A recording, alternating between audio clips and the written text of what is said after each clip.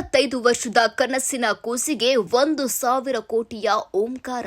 ಕರ್ನಾಟಕದ ಮುಖ್ಯಮಂತ್ರಿಯಾಗಿ ಅಧಿಕಾರ ಸ್ವೀಕರಿಸ್ತಾ ಇದ್ದಂತೆಯೇ ಡಿಕೆ ಶಿವಕುಮಾರ್ ಪಕ್ಷ ಸಂಘಟನೆಗೆ ಅತಿದೊಡ್ಡ ಮಾಸ್ಟರ್ ಪ್ಲಾನ್ ಘೋಷಿಸಿದ್ದಾರೆ. 2028ರ ವಿಧಾನಸಭಾ ಚುನಾವಣೆಯನ್ನ ಗುರಿಯಾಗಿಟ್ಟುಕೊಂಡು ಸಿಎಂ ಡಿಕೆಶಿ ಈ ಭರ್ಜರಿ ಪ್ಲಾನ್ ರೂಪಿಸಿದ್ದು, ಈ ಯೋಜನೆ ನನ್ನ ಕನಸಿನ ಕೂಸು ಎಂದು ಸ್ವತಃ ಅವರೇ ಹೇಳಿಕೊಂಡಿದ್ದಾರೆ. ತಮಿಳುನಾಡಿನ ಇತ್ತೀಚಿನ ರಾಜಕೀಯ ಬೆಳವಣಿಗೆಗಳನ್ನ ಗಮನಿಸಿದ್ರೆ ಅಲ್ಲಿ ಯುವಕರಿಂದಲೇ ದಾಖಲೆ ಪ್ರಮಾಣದ ಮತದಾನವಾಗಿದೆ. ಯುವಕರು ಮನಸ್ಸು ಮಾಡಿದ್ರಿಂದಲೇ ತಮಿಳುನಾಡಿನಲ್ಲಿ ನಟ ವಿಜಯ್ ಅವರ ಸರ್ಕಾರ ಅಧಿಕಾರಕ್ಕೆ ಬರಲು ಸಾಧ್ಯವಾಯಿತು. ಯುವ ಶಕ್ತಿಯ ಈ ತಾಕತ್ತನ್ನ ಮನಗೊಂಡಿರುವ ಸಿಎಂ ಡಿಕೆ ಶಿವಕುಮಾರ್ ಕರ್ನಾಟಕದಲ್ಲೂ ಯಶಸ್ಸಿನ ಸೂತ್ರ ಜಾರಿ ಮಾಡಲು ಮುಂದಾಗಿದ್ದಾರೆ. ಡಿಕೆ ಶಿವಕುಮಾರ್ ಈ ಹಿಂದೆ ಕೂಡ ಇಂತಹದೇ ಒಂದು ಯೋಜನೆ ಜಾರಿ ಮಾಡಿದ್ರು.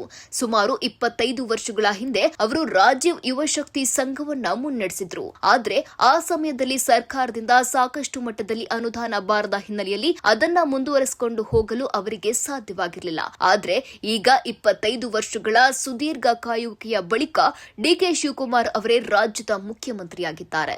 ಹೀಗಾಗಿ ತಮ್ಮ ಹಳೆಯ ಕನಸಿಗೆ ಮರುಜೀವ ನೀಡಲು ಮುಂದಾಗಿದ್ದಾರೆ. ರಾಜ್ಯದ ಪ್ರತಿ ಪಂಚಾಯಿತಿಗೆ ಒಂದರಂತೆ ಒಟ್ಟು 10,000 ಭಾರತ್ ಜೋಡೋ ಯುವ ಸಂಘಗಳನ್ನ ನಿರ್ಮಿಸಲು ಸಿಎಂ ಡಿಕೆ ಶಿವಕುಮಾರ್ ತೀರ್ಮಾನಿಸಿದ್ದಾರೆ. ಯುವಕರ ಯಾವುದೇ ರೀತಿಯ ಕಾರ್ಯಕ್ರಮಗಳಿದ್ರೂ ಅವುಗಳನ್ನ ಯಶಸ್ವಿಯಾಗಿ ನೆರವೇರಿಸಲು ಈ ಭಾರತ್ ಜೋಡೋ ಯುವ ಸಂಘ ನೆರವಾಗಲಿದೆ. ಯುವಕರಿಗೆ ಸಂಬಂಧಿಸಿದ ಯಾವುದೇ ಕಾರ್ಯಕ್ರಮಗಳಿದ್ರೂ ಯುವಕರೆಲ್ಲರೂ ಒಂದೆಡೆ ಸೇರಿ ಮುಕ್ತವಾಗಿ ಚರ್ಚಿಸಿ ನಿರ್ಧಾರ ತೆಗೆದುಕೊಳ್ಳಲು ಈ ಸಂಘಗಳು ವೇದಿಕೆಯಾಗಲಿದೆ. ಯುವಕರ ವಿವಿಧ ಕಾರ್ಯಕ್ರಮಗಳಿಗಾಗಿ ಪ್ರತಿ ಭಾರತ್ ಜೋಡೋ ಯುವ ಸಂಘಕ್ಕೆ ಬರೋಬ್ಬರಿ 10 ಲಕ್ಷ ರೂಪಾಯಿ ಹಣವನ್ನ ಮೀಸಲಿಡಲಾಗ್ತಾ ಇದೆ. ಪ್ರತಿ ಸಂಘಕ್ಕೆ 10 ಲಕ್ಷ ರೂಪಾಯಿಯಂತೆ ಒಟ್ಟು 1,000 ಕೋಟಿ ಮೀಸಲಿಡುವುದಾಗಿ ಡಿಕೆ ಶಿವಕುಮಾರ್ ಘೋಷಣೆ ಮಾಡಿದ್ದಾರೆ. ಪ್ರತಿ ಪಂಚಾಯಿತಿಯ 250ರಿಂದ 300 ಯುವಕರು ಒಂದೆಡೆ ಸೇರಿ ಸಾಂಸ್ಕೃತಿಕ ಹಾಗೂ ಕ್ರೀಡಾ ಚಟುವಟಿಕೆಗಳಿಗಾಗಿ ಈ ಸಂಘವನ್ನ ಬಳಸಿಕೊಳ್ಳಲಿದ್ದಾರೆ. ಈ ವಿಶಿಷ್ಟ ಯೋಜನೆಯ ಮುಖಾಂತರ ಕರ್ನಾಟಕದಾದ್ಯಂತ ಬರೋಬ್ಬರಿ 25 ಲಕ್ಷ ಯುವಕರನ್ನ ತಮ್ಮತ್ತ ಸೆಳೆಯಲು ಕಾಂಗ್ರೆಸ್ನ ಸಂಘಟನಾ ಚತುರ ಡಿಕೆ ಶಿವಕುಮಾರ್ ಭರ್ಜರಿ ತಂತ್ರ ಹೂಡಿದ್ದಾರೆ. ಹಿಂದೆ ಕೆಪಿಸಿಸಿ ಅಧ್ಯಕ್ಷರಾಗಿದ್ದ ಅವಧಿಯಲ್ಲಿ ಕೇವಲ ತಮ್ಮ ಸಂಘಟನಾ ಬಲದಿಂದಲೇ ರಾಜ್ಯದಲ್ಲಿ ಕಾಂಗ್ರೆಸ್ ಸರ್ಕಾರವನ್ನ ಅಧಿಕಾರಕ್ಕೆ ತರುವಲ್ಲಿ ಡಿಕೆಶಿ ಯಶಸ್ವಿಯಾಗಿದ್ರು.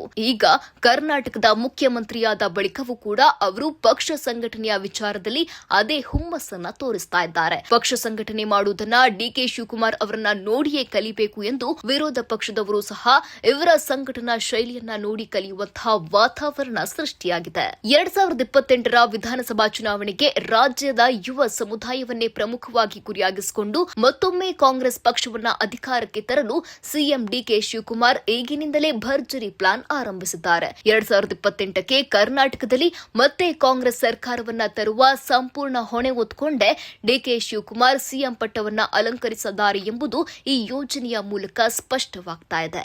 ಡಿಕೆ ಶಿವಕುಮಾರ್ ಹಳ್ಳಿಗಳಲ್ಲಿ ಯುವಕರನ್ನ ಸಂಘಟಿಸುವ ಮೂಲಕ ಕಾಂಗ್ರೆಸ್ ಪಕ್ಷದ ಬುನಾದಿಯನ್ನ ತಳಮಟ್ಟದಿಂದ ಭದ್ರಪಡಿಸಲು ಮುಂದಾಗಿದ್ದಾರೆ. 2028ರ ಚುನಾವಣೆಯನ್ನು ಗುರಿಯಾಗಿಸಿ ರೂಪಿಸಲಾದ ಈ ಯೋಜನೆಯು ರಾಜ್ಯದ ಯುವ ಸಮುದಾಯಕ್ಕೆ ಆರ್ಥಿಕ ಶಕ್ತಿ ತುಂಬುವುದರ ಜೊತೆಗೆ ರಾಜಕೀಯವಾಗಿ ಅವರನ್ನ ಪಕ್ಷದತ್ತ ಸೆಳೆಯುವ ದೊಡ್ಡ ತಂತ್ರವಾಗಿದೆ. ತಮ್ಮ ಸಂಘಟನಾ ಚತುರತೆಯ ಮೂಲಕ ವಿರೋಧ ಪಕ್ಷಗಳಿಗೂ ಸವಾಲು ಹಾಕಿರುವ ಸಿಎಂ ಈ ಕನಸಿನ ಕೂಸಿನ ಮೂಲಕ ಸುದೀರ್ಘ ರಾಜಕೀಯ ಪಾರುಪತ್ಯಕ್ಕೆ ನಾಂದಿ ಹಾಡಿದ್ದಾರೆ.